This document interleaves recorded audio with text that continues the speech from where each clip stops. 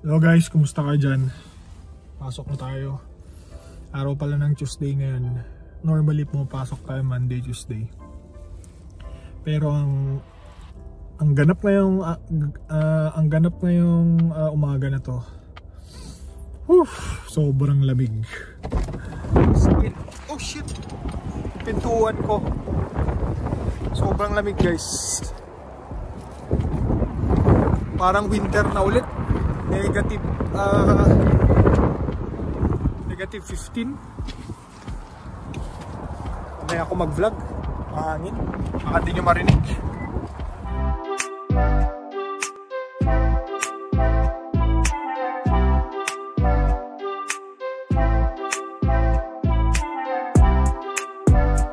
Toronto is basking in 10-degree heat around the start and middle of April.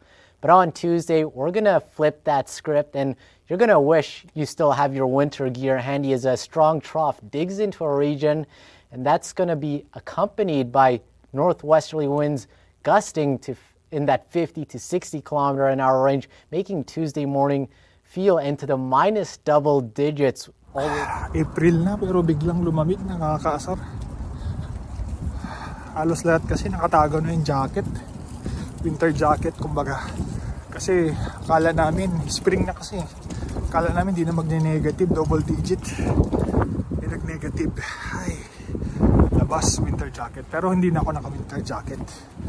Kasi hindi ko, mas gusto ko yung malamig. Pasok na tayo. Lunch break pala natin guys. So sobrang lamig pala ngayong araw. Kala nung iba hindi na lalamig katulad nito, na biglang lumamig. Nakatago na yung mga winter jacket. Hindi ko rin expect na lalamig ng ganito. Kaya kung kunwaring nagbabalak kayong pumunta ng Canada, mahirap pag winter. Mahirap kasi pag winter. Kasi kunwari wala kang kakilala dito. As in, walang kaibigan, parang ikaw lang, darating kayo. Lalo na pag may pamilya kayo. Mahirap kasi magko-commute ka, hindi sanay yung mga bata. Sobrang lamig.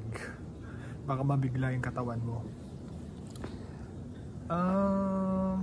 Advice ko din, pag pupunta ka, kung di talaga maiwasan na pupunta ka dito ng winter, siguro dito na lang kayo bumili ng jacket.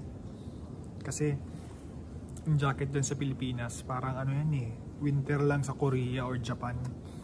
Sobrang iba yung lamig dito sa Canada, sa totoo lang. Maganda din na bumili kayo ng magandang jacket, yung makapal na, yung premium. Ayoko kasi yung nagsusuot ng mga warmer, mga heat tech, ganun. Ayoko na, kasi pag oras na nasa sasakyan ako or pupunta ako sa store, pinapawisan ako. Ayoko lang ganun pakiramdam. So, ang suot ko lang maong, ganun lang. Tapos t-shirt, isang sweater, tapos yung jacket ko na makapal, ganun lang. Hindi na ako nagtitriple 4 times na jacket. Mainit. Ayoko yung pakiramdam na pagpapasok ako ng grocery, kung pinapawisan ba. Ang magandang season na pumunta dito sa Canada is, kasi normally nag-i-start ang school September, di ba? September, tapos siyempre pag start mo is September, mga first week, second week, 1 month before pwede ka nang pumunta. So August pwede kang pumunta. Mas maganda pa yun, summer. Tapos pag ang pasok mo December ka pupunta dito, medyo mahirap na yun kasi malamig na. Tapos ang summer, May, so pupunta ka dito April, medyo malamig pa. Ideal talaga is September, tapos punta ka dito ng August. Yun ang ideal para sa akin, kasi para maka-adjust pa yung katawan nyo. Tama, maka-adjust from summer, fall, tas winter, para maka-adjust yung katawan mo ng December. Kasi maraming nagkakasakit dito ng December. Flu season kasi yung December. Talagang malamig. Flu season. Hindi mo talaga maiwasan na magkasakit ka kahit parang nung last December. Medyo sumama pakiramdam ko, nagka-flu ako. Ewan ko kung flu yun. Parang COVID eh. Nangyari. Hindi, November yata o December. Hindi ko matandaan. Pero pag nagkakasakit kasi ako sa panahon, ano yan, most likely bare months kasi parang malamig, 'di ba? Ay, naalala ko na. So parang nung December, before ako mag-leave,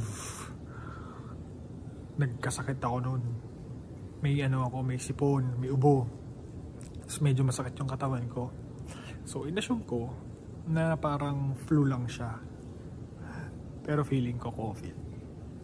Kasi kakaiba yung pakiramdam mo. Kung flu lang yun, hindi ako babagsak ng gano'n or hindi ako mahihirapan sa nararamdaman ko. Pero mas ano siya eh, mas mabigat sa flu, kumbaga. So December ako nagkakasakit talaga, basta mga winter.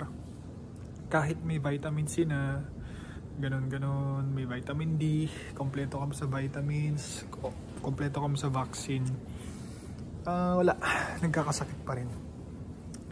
Yung pag kailangan mo ng flu vaccine, libre yun dito sa Canada, kasama sa health card mo.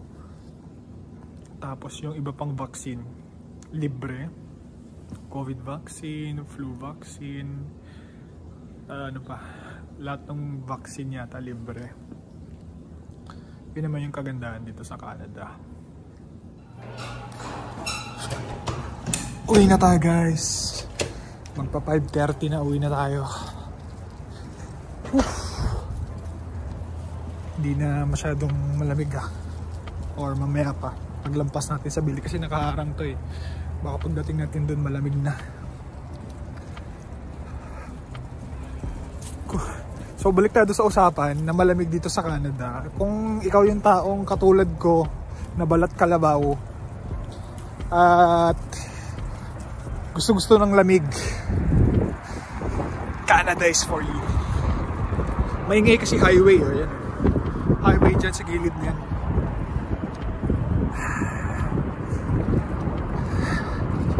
So kung saan malamig, okay ang Canada.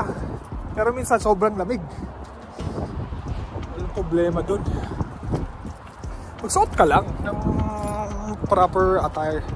Goods ka na. Uwi na tayo, uwi na. Malamig eh. Okay, so yun lang. Sinare ko lang gaano kalamig ngayong araw na to. Kung kita mo yung forma ko, kahit negative, medyo tolerable para sa akin. Araw. Sarap sana maglakad eh. Kaso malamig, hindi kakayanin ni Leslie. Kasi kahapon, tinry namin, hindi kinaya ni Leslie. So yun lang guys, thank you.